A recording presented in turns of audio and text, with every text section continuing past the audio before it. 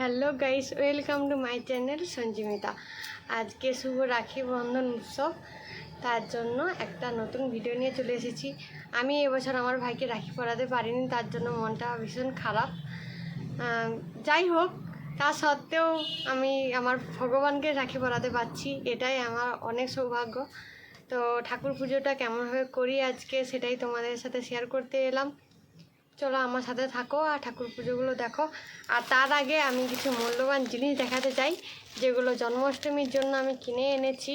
এগুলো মূল্য দিয়ে বিচার করা যায় না, তবুও কত কি দাম নিয়েছে সেটাই তোমাদের কাছে বলবো আর জিনিসগুলো দেখাবো। কমেন্ট করে জানিও অবশ্যই এগুলো কেমন হয়েছে। প্রথমে রাখিগুলো দেখিয়ে দিই। আমার হাজব্যান্ড নিয়ে এসেছে ঠাকুরের জন্য এই রাখিগুলো কিনে, আর ফুল মিষ্টি এগুলোই নিয়ে এসেছে ঠাকুরের জন্য। আর আমি একটু আগে গণক ঠাকুরের কাছে এটা পরেছি, এই রাখিটা।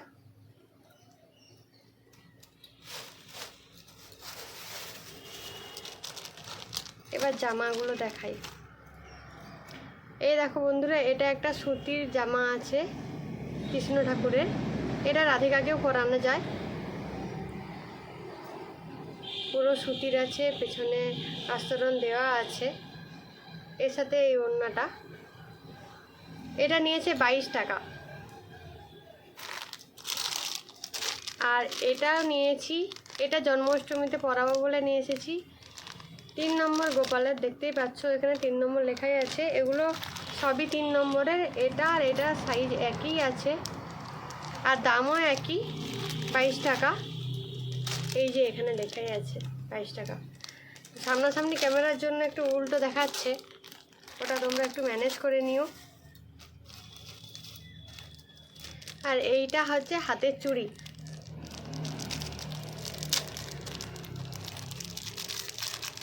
এই দেখো, এটা এরকম টানলে সরে, গাড়া সিস্টেম আছে আর কি। এই দুটো এক জোড়া চুড়ি নিয়েছে 15 টাকা।